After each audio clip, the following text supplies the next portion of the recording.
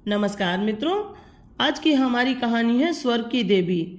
इस कहानी के रचनाकार मुंशी प्रेमचंद जी हैं।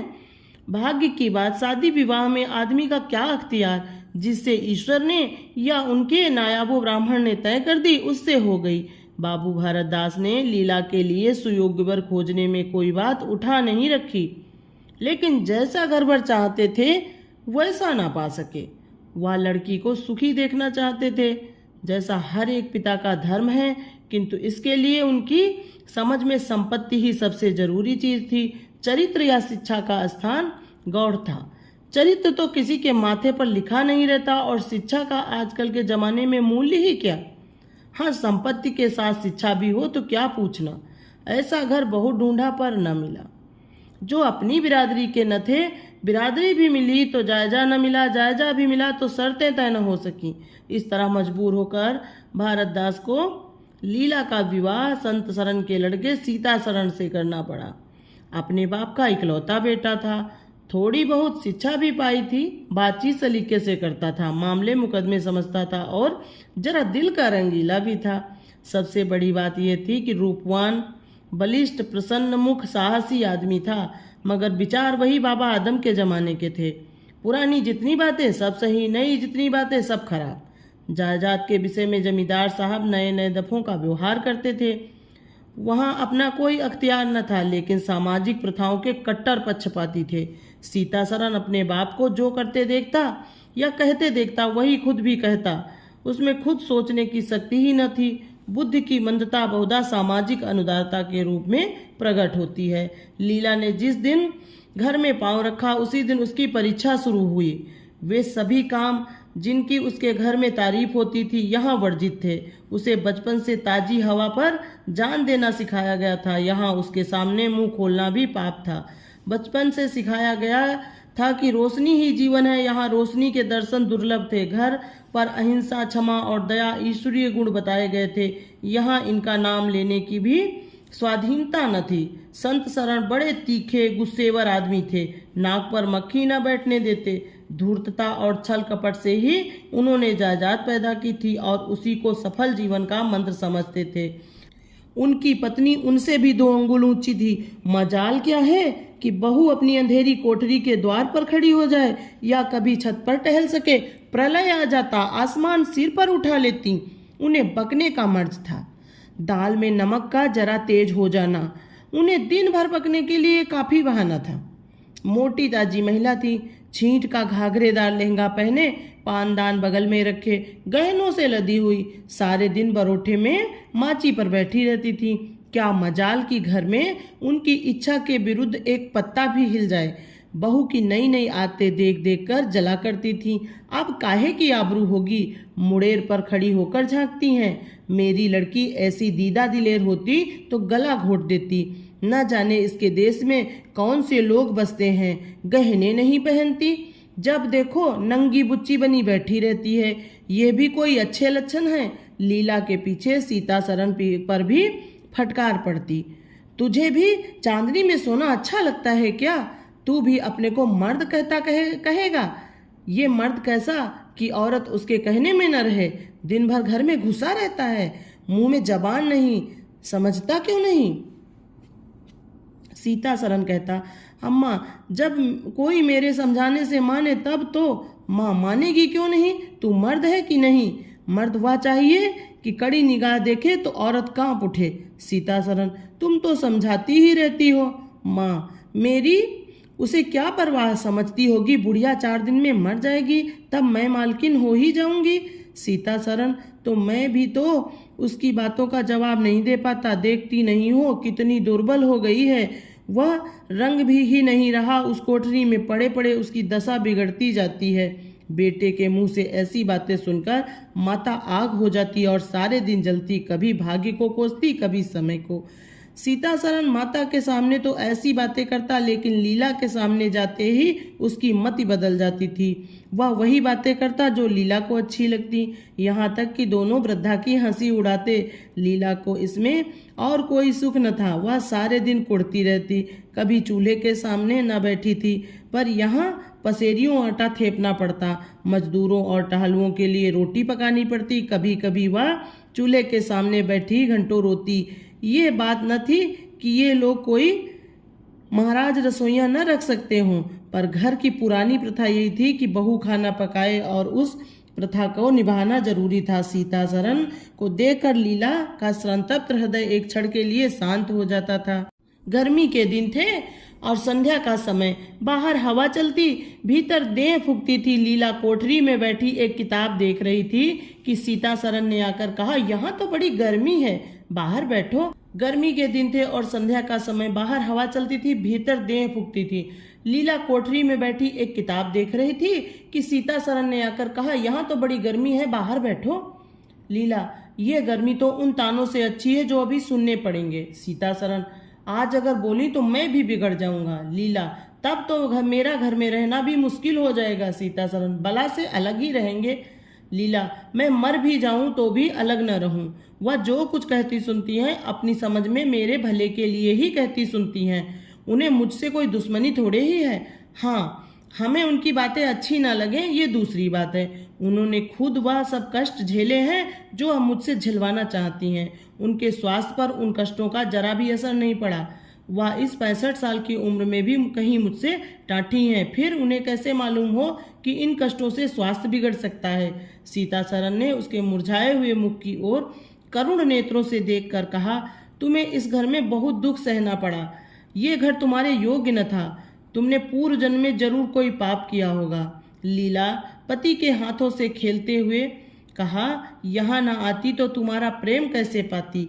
5 साल गुजर गए। लीला 2 बच्चों की माँ हो गई। एक लड़का था, दूसरी लड़की। लड़के का नाम था जानकी सरन रखा गया और लड़की का नाम कामिनी। दोनों बच्चे घर को गुलजार किए रहते थे। लड़की दादा से हिली थी, लड़का दादी से। दोनों शोक और शरीर थे। गाली दे बैठना, मुंह चिढ़ा देना तो उनके लिए मामूली बात थी। दिन भर खाते और आए दिन बीमार पड़े रहते। लीला ने खुद सभी कष्ट सह लिए, पर बच्चों में बुरी आदतों का पड़ना उसे बहुत बुरा मालूम होता था, किंतु उसकी कौन सुनता। बच्चों की माता होकर उसकी अब गणना ही न रही थी। जो कुछ थे बच्चे थे, वह कुछ न थी। उसे किसी बच्चे को डांटने का भी अधिकार न था। सांस फाड़ खाती थी। सबसे बड़ी आपत्ति ये थी कि उसका स्वास्थ्य अब और भी खराब हो गया था।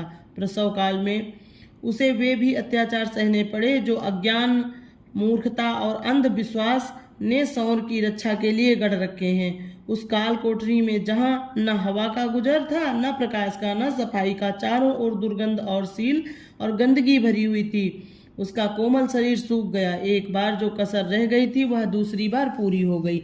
चेहरा पीला पड़ गया, आंखें धस गईं। ऐसा मालूम होता था बदन में खून ही नहीं रहा, सूरत ही बदल गई। गर्मियों के दिन थे, एक तरफ आम पके, दूसरी तरफ खरबूजे। इन दोनों फलों की ऐसी अच्छी फसल कभी न हुई थी।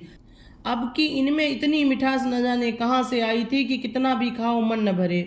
संत सरन के इलाके से आम और खरबूजे के टोकरे भरे चले आते थे। सारा घर खूब उछल उछल कर खाता।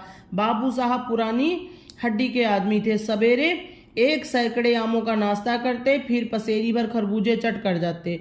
मालकिन उनसे पीछे रहने वाली न थी। उन्होंने तो एक वक्त का भोजन ही बंद कर दिया। अनाज सड़ने वाली चीज नहीं है, आज नहीं कल खर्च हो जाएगा। आम और खरबूजे तो एक दिन भी नहीं ठहर सकते। यूं ही हर साल दोनों चीजों की रेल पेल होती थी, पर किसी को कभी कोई शिकायत नहीं होती थी। एक दिन बाबू संत सरन के पेट में मीठा मीठा दर्द होने लगा। आपने उनकी परवाह न की, आम खाने बैठ गए। सैकड़ा पूरा करके उठे ही थे, फिर तो तिल तिल करके पर कै और दस्त होने लगे। हैजा हो गया। शहर के डॉक्टर बुलाए गए, लेकिन आने से पहले ही बाबू साहब चल बसे। रोना पीटना मच गया। संध्या होते होते लाश घर से निकली। लोग दाह क्रिया करके आधी रात को लौटे तो मालकिन को भी कै और दस्त हो रहे थे। फिर दौड़ धूप शुरू हुई, लेकिन सूर्य निकलते निकलते वह भी सिधार गई। स्त्री पुरुष जीवन पर्यंत एक दिन के लिए भी अलग न हुए। संसार में भी साथ ही साथ गए। और सूर्यास्त के समय पति ने प्रस्थान किया, सूर्योदय के समय पत्नी ने। लेकिन मुसीबत का अभी अंत न हुआ था। लीला तो संस्कार की तैयारी में लगी थी। मकान की सफाई की तरफ किसी ने ध्यान न दिया। तीसरे दिन दोनों बच्चे दादा दादी के लिए रोते रोते बैठक में आ पहुंचे। वहां एक आले पर खरबूजा कटा हुआ पड़ा था। 2-3 कलमी आम भी रखे थे। इन पर मक्खियां भिनक रही थी। जानकी ने एक तिपाई पर चढ़कर दोनों चीजें उतार ली और दोनों ने मिलकर खाईं। शाम होते होते दोनों को हैजा हो गया और दोनों माँ बाप को रोता छोड़ चल बसे। घर में अंधेरा हो गया। 3 दिन पहले जहां चारों तरफ चहल पहल थी, वहां अब सब सन्नाटा छाया हुआ था। किसी के रोने की आवाज भी सुनाई न देती थी। रोता ही कौन? ले दे के कुल 2 प्राणी रह गए थे और उन्हें रोने की सुध न थी। लीला का स्वास्थ्य पहले भी कुछ अच्छा न था, अब तो वह और भी बेजान हो गई। उठने बैठने की शक्ति भी न रही। हरदम खोई सी रहती, न कपड़े लत्ते की सुथी, न खाने पीने की। उसे न घर से वास्ता न बाहर से। जहां बैठती वहीं बैठी रह जाती। महीनों कपड़े न बदलती, सिर में तेल न डालती। बच्चे ही उसके प्राणों के आधार थे। अब वही न रहे तो मरना और जीना बराबर था। रात दिन यही मनाया करती कि भगवान यहाँ से ले चलो। सुख दुख सब भुगत चुकी, अब सुख की लालसा नहीं, लेकिन बुलाने से मौत किसी को आई है। सीता सरन भी पहले तो बहुत रोया धोया, यहाँ तक कि घर छोड़कर भागा जाता था। लेकिन ज्यों ज्यों दिन गुजरते थे, बच्चों का शोक उसके दिल से मिटता था। संतान का दुख तो कुछ माता ही को होता है। धीरे धीरे उसका जी संभल गया। पहले की भांति मित्रों के साथ हंसी दिल लगी होने लगी। यारों ने और भी चढ़ाया। अब घर का मालिक था, जो चाहे कर सकता था। कोई उसका हाथ रोकने वाला नहीं था। सैर सपाटे करने लगा तो लीला को रोते देखकर उसकी आंखें सजल हो जाती थी। कहाँ अब उसे उदास और शोक मग्न देखकर झुंझला उठता। जिंदगी रोने ही के लिए तो नहीं है। ईश्वर ने बच्चे दिए थे, ईश्वर ने ही छीन लिए। क्या बच्चों के पीछे प्राण दे देंगे? लीला ये बातें सुनकर भौचक्क रह जाती। पिता के मुख से ऐसे शब्द निकल सकते हैं? संसार में ऐसे प्राणी भी हैं? होली के दिन थे। मर्दाना में गाना बजाना हो रहा था। मित्रों की दावत का भी सामान किया गया था। अंदर लीला जमीन पर पड़ी रो रही थी। त्योहार के दिन उसे रोते ही करते थे। आज बच्चे होते तो अच्छे अच्छे कपड़े पहने कैसे उछलते फिरते। वही न रहे तो कहाँ की तीज और कहाँ के त्योहार। सहसा सीता सरन ने आकर कहा, क्या दिन भर रोती ही रहोगी? जरा कपड़े तो बदल डालो, आदमी बन जाओ। यह क्या तुमने अपनी गत बना रखी है? लीला, तुम जाओ अपनी महफिल में बैठो, तुम्हें मेरी क्या फिक्र पड़ी है? सीता सरन, क्या दुनिया में और किसी के बच्चे नहीं मरते?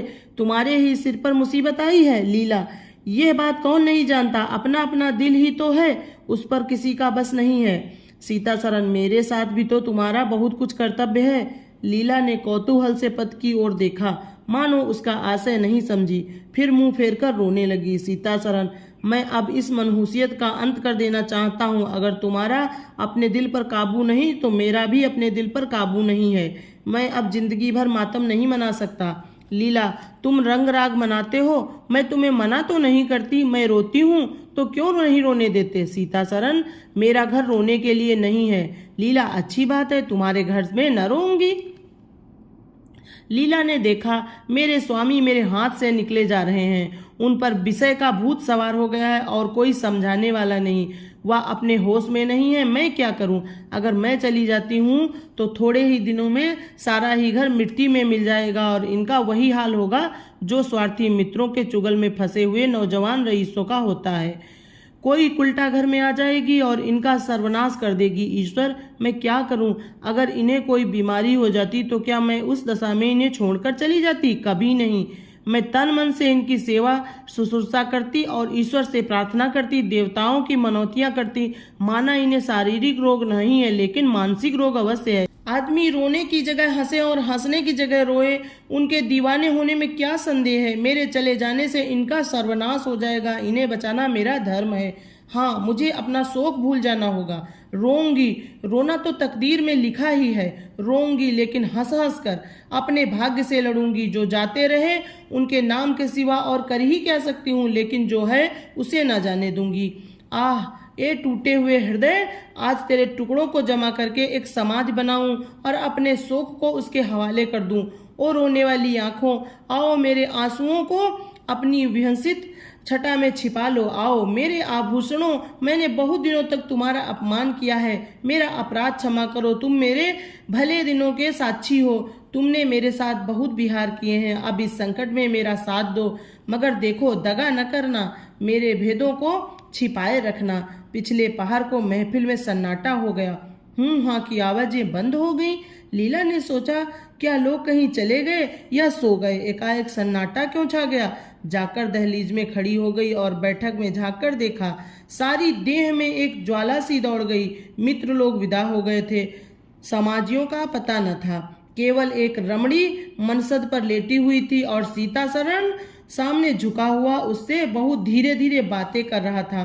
दोनों के चेहरों और आंखों में उसके मन के भाव साफ झलक रहे थे।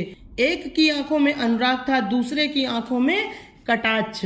एक भोला भाला हृदय एक मायावी रमणी के हाथों लुटा जाता था। लीला की संपत्ति को उसकी आंखों के सामने एक छलनी चुराई जाती थी। लीला को ऐसा क्रोध आया कि इसी समय चलकर इस उल्टा को आड़े हाथों लूं, ऐसा दुत्कारूं कि वह भी याद करे, खड़े खड़े निकाल दूं। वह पत्नी भाव जो बहुत दिनों से सो रहा था जाग उठा और बिकल करने लगा, पर उसने जब्त किया। वेग में दौड़ती हुई तृष्णाएं अकस्मात न रोकी जा सकती थी। वह उल्टे पांव भीतर लौट आई और मन को शांत करके सोचने लगी। वह रूप रंग में, हाव भाव में, नखरे तिल्ले में उस दुष्टा की बराबरी नहीं कर सकती। बिल्कुल चांद का टुकड़ा है। अंग अंग में स्फूर्ति भरी हुई है। पोर पोर में मद छलक रहा है। उसकी आंखों में कितनी तृष्णा है! तृष्णा नहीं बल्कि ज्वाला। लीला उसी वक्त आईने के सामने आ गई।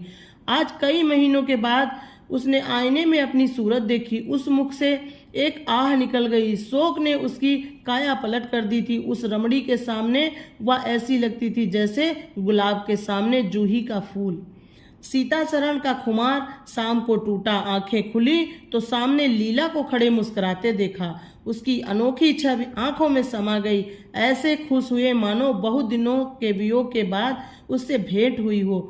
उसे क्या मालूम था कि ये रूप भरने के लिए कितने आंसू बहाए, केसों में ये फूल गूंथने के पहले आंखों में कितने मोती पिरोए हैं। उन्होंने एक नवीन प्रेमोत्साह से उठकर उसे गले लगा लिया और मुस्कुराकर बोला, आज तो तुमने बड़े बड़े शस्त्र सजा रखे हैं, कहाँ भागूं? लीला ने अपने हृदय की ओर उंगली दिखाकर कहा, यहाँ आ बैठो। बहुत भागे फिरते हो, अब तुम्हें बांध कर रखूंगी। बाग की बहार का आनंद तो उठा चुके, अब इस अंधेरी कोठरी को भी देख लो।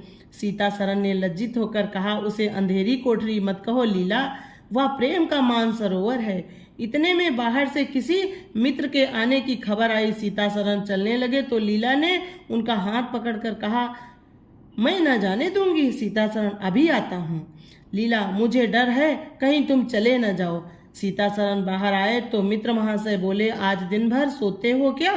बहुत खुश नजर आते हो। इस वक्त तो वहां चलने की ठहरी थी ना, तुम्हारी राह देख रही है। सीतासरण, चलने को तो तैयार हूं लेकिन लीला जाने नहीं देगी। मित्र, नीरे गाउदी ही रहे, आ गए फिर बीबी के पंजे में, फिर किस बिरते पर गरमाए थे। सीतासरण, लीला ने घर से निकाल दिया था, तब आश्रय ढूंढता फिरता था, अब उसने द्वार खोल दिए और खड़ी बुला रही है। मित्र, आज वह आनंद कहाँ? घर को लाख सजाओ तो क्या बाग हो जाएगा? सीतासरण, भाई घर बाग नहीं हो सकता पर स्वर्ग हो सकता है। मुझे इस वक्त अपनी क्षुद्रता पर जितनी लज्जा आ रही है वह मैं ही जानता हूँ। जिस संतान शोक में उसने अपने शरीर को घुला डाला और अपने रूप लावण्य को मिटा दिया, उसी शोक को केवल मेरा एक इशारा पाकर उसने भुला दिया। ऐसा भुला दिया मानो कभी शोक हुआ ही नहीं। मैं जानता हूँ वह बड़े से बड़ा कष्ट सह सकती है। मेरी रक्षा उसके लिए आवश्यक है। जब अपनी उदासीनता के कारण उसने मेरी दशा बिगड़ते देखी तो अपना सारा शोक भूल गई। आज मैंने उसे अपने आभूषण पहनकर मुस्कुराते हुए देखा तो मेरी आत्मा पुलकित हो उठी। मुझे ऐसा मालूम हो रहा है कि वह स्वर्ग की देवी है और केवल मुझ जैसे दुर्बल प्राणी की रक्षा करने के लिए भेजी गई है। मैंने उसे कठोर शब्द कहे, वे अगर अपनी सारी संपत्ति बेचकर भी मिल सकते तो लौटा देता। लीला वास्तव में स्वर्ग की देवी है। थैंक यू दोस्तों।